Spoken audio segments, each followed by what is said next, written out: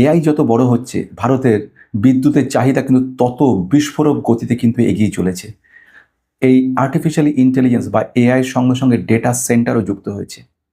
সুতরাং একটা বিরাট মাপের পরিবর্তন আসতে চলেছে। বিশেষজ্ঞদের মতে 2032 সালের মধ্যেই 9,50,000 কোটি টাকার একটা বিশাল চাহিদা আসতে চলেছে এই মার্কেটে, অর্থাৎ আর্টিফিশিয়াল ইন্টেলিজেন্স ডেটা সেন্টার। এই এআই ডেটা সেন্টারের সবথেকে বড় প্রয়োজনীয় বস্তু হচ্ছে বিদ্যুৎ, অর্থাৎ পাওয়ার। আজকের এই ভিডিওটার কনসেন্ট্রেশন হচ্ছে টোটালি পাওয়ার সেক্টরের মধ্যে। পাওয়ার সেক্টর কোন কোন জায়গায় কাজে লাগছে, কিভাবে কোন কোন সেক্টর ডাইরেক্টলি ইনডাইরেক্টলি এআই এবং ডিসিতে ইম্প্যাক্ট ফেলছে এবং তার ফলে কোন কোন গুরুত্বপূর্ণ স্টকগুলোর সঙ্গে যুক্ত হচ্ছে, সব কিছু নিয়ে ভিডিওটা রয়েছে। This video only for education purpose, no buy sell before investing please consult yourself or your advisor. Past return cannot guarantee future performances. আসা যাক খুব গুরুত্বপূর্ণ পয়েন্টের দিকে। সবচেয়ে গুরুত্বপূর্ণ পয়েন্টগুলো রয়েছে, সেটা হচ্ছে পাওয়ার সেক্টর কিভাবে এআই এবং ডিসির ক্ষেত্রে বিশেষভাবে প্রয়োজন হয়ে উঠেছে এবং যার ক্ষেত্রে কোন কোন ইম্পর্টেন্ট প্যারামিটারগুলো কাজে লাগছে।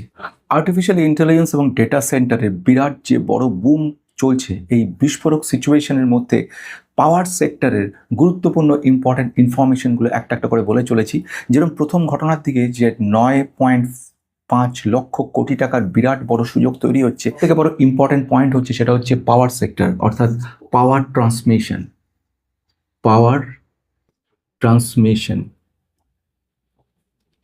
2 নম্বর যেটা আছে ট্রান্সফরমার।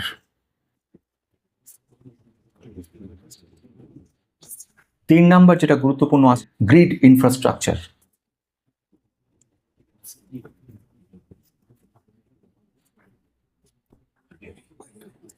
এইচভিডিসি, এটাও কিন্তু খুব গুরুত্বপূর্ণ জায়গায় ডেটা সেন্টারের কাজে লাগছে।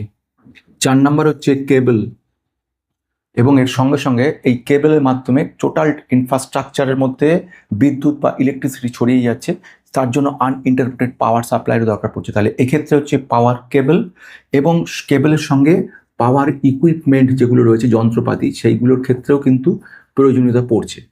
5 নম্বর এবং ফাইনাল যে জায়গাটা রয়েছে সেটা হচ্ছে আনইন্টারাপ্টেড পাওয়ার সাপ্লাই বা ইউপিএস।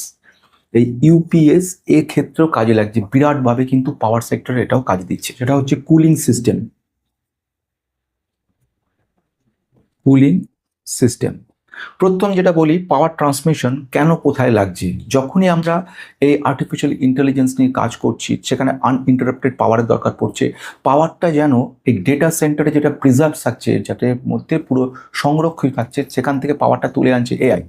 এইবারে এই যে টোটাল আনইন্টারাপ্টেড পাওয়ারটার মধ্যে যে স্ট্রাকচার, পাওয়ার স্ট্রাকচার, তার কাজ করছে কিন্তু পাওয়ার ট্রান্সমিশন।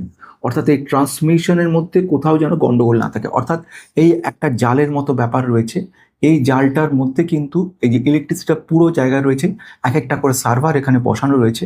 এই সার্ভারের মধ্যেগুলো ইলেকট্রিসিটি কনজামশন আসছে, প্রতিটা পাওয়ার আসছে, পাওয়ার সাপ্লাই আসছে, এখান থেকে অ্যাক্সেস করছে টোটাল ডিসি সেন্টারটা, আর এআই ইনফ্রাস্ট্রাকচারটা এদের মধ্যে কোয়ারি তৈরি করছে এবং এই টোটাল কাজটা কিন্তু হয়ে যাচ্ছে এবং ডেটা সেন্টারের মধ্যে এই টোটাল পাওয়ার ট্রান্সমিশনটা তৈরি করে দিচ্ছে। হয়ে গেল। সেকেন্ড ওয়ান হচ্ছে প্রচুর পাওয়ারের দরকার পড়ছে, প্রচুর। এই হিউজ লেভেলের পাওয়ারটা যখন আসছে, সেটার জন্য দরকার পড়ছে আমাদেরকে পাওয়ার ট্রান্সফরমার। এই ট্রান্সফরমারের কাজ হচ্ছে যে ভোল্টেজটা রয়েছে, ভোল্টেজটাকে বহুগুণ বাড়িয়ে দিয়ে বড় মাপের একটা ভোল্টেজ তৈরি করা। এইটা যদি না হয়, তাহলে কিন্তু যতগুলো ডেটা সেন্টারে সার্ভার আছে, সেগুলোর মধ্যে পাওয়ার কম বেশি শুরু হবে।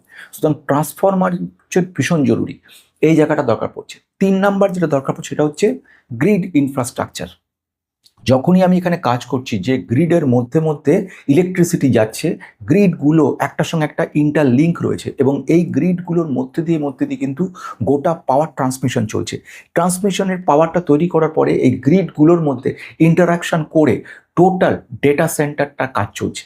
আর ডেটা সেন্টার ঠিক না থাকলে এআই কিন্তু কাজ করতে পারবে না। সেজন্য ডেটা সেন্টারের জন্য গ্রিড ইনফ্রাস্ট্রাকচার এবং এইচভিডিসি টেকনোলজি এটা কিন্তু খুব জরুরি হয়ে পড়েছে।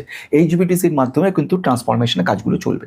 এবার আমি তো পুরো ট্রান্সমিশনের কাজ কমপ্লিট করিয়ে দিলাম, আমি ট্রান্সফর্মার বসিয়ে পাওয়ারটা বাড়িয়ে দিলাম, তার সঙ্গে সঙ্গে গ্রিডগুলোর লিঙ্কিংগুলো করে সার্ভারের সঙ্গে লিঙ্ক করে দিলাম। কাজ কেবল এবং পাওয়ার ইকুইপমেন্টস, যখনই আমাদের আর্টিফিশিয়াল ইন্টেলিজেন্স কাজ করবে, ডেটা সেন্টারগুলো ইনস্টলেশন হয়ে যাবে, তখনই দরকার পড়ে যাবে কেবলের। এই কেবলের মাধ্যমে কিন্তু পাওয়ার সাপ্লাইটা হবে। তাহলে সেখানেও দরকার পড়ছে, তাহলে কেবল এবং পাওয়ার ইকুইপমেন্ট দরকার পড়ছে।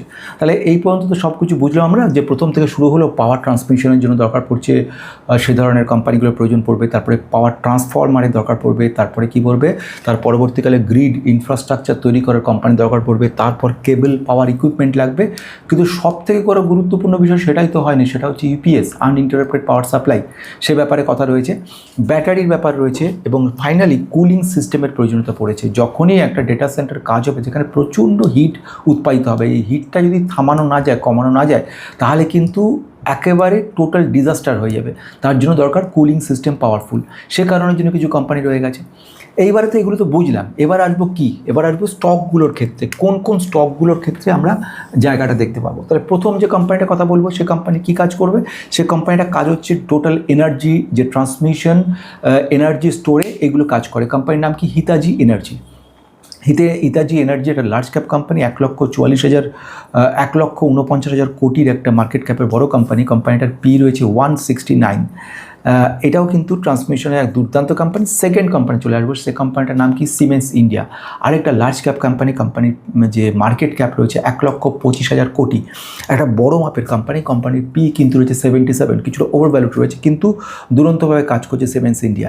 এরপর আসবো তৃতীয় যে কোম্পানিটা, তৃতীয় কোম্পানিটা গ্রিড ইনফ্রাস্ট্রাকচার, HVDCর ওপরে কাজ করা কোম্পানির নাম হচ্ছে জি ভার্নোভা। জি ভার্নোভা T&D ইন্ডিয়া। জি ভার্নোভা কিন্তু 1,10,000 কোটির মার্কেট ক্যাপের বড় কোম্পানি।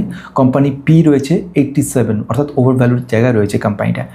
ঠিক আছে, তারপরে আমরা যখন পরবর্তীকালে আমরা দেখতে পাচ্ছি কোম্পানির মধ্যে infrastructure, artificial intelligence, semiconductor related কাজকর্ম, ইনস্ট্রুমেন্টেশন, গ্রিড ইনফ্রাস্ট্রাকচার, এগুলো সমস্ত কাজ করা যে কোম্পানির কথা বলি, সেই কোম্পানিটা কী নাম রয়েছে? কোম্পানির নাম রয়েছে সিজি পাওয়ার অ্যান্ড ইন্ডাস্ট্রিয়াল। 1,28,000 কোটির এই বড় কোম্পানিটা কিন্তু পি রয়েছে 105। এই কোম্পানিটা প্রচুর রিটার্ন দিয়েছে এবং আলটিমেটলি কোম্পানিটা কিন্তু ওভারভ্যালুর জায়গায় চলে গেছে।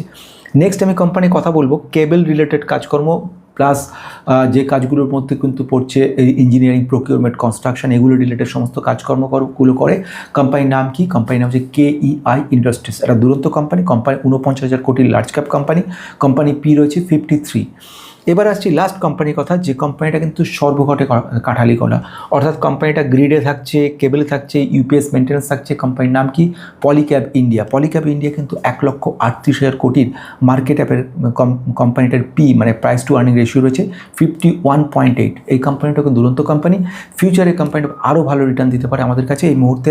এইগুলোর মধ্যে টোটাল কাজকর্মগুলো রয়েছে, যেখানে পাওয়ার ইঞ্জিনিয়ারিং একটা দুরন্ত জায়গা আসছে 2032 সালের মধ্যে, অর্থাৎ আর্টিফিশিয়ালি ইন্টেলিজেন্স ডেটা সেন্টার, এই ব্যাপারটাকে পুরো ইমপ্লিমেন্টেশন করার জন্য একটা বিরাট বড় কর্মযজ্ঞ চলছে, এবং সেখানে যে বিশাল ডিমান্ড আসছে তার পরিমাণটাই রয়েছে 9.5 লাখ ক্রোর্স।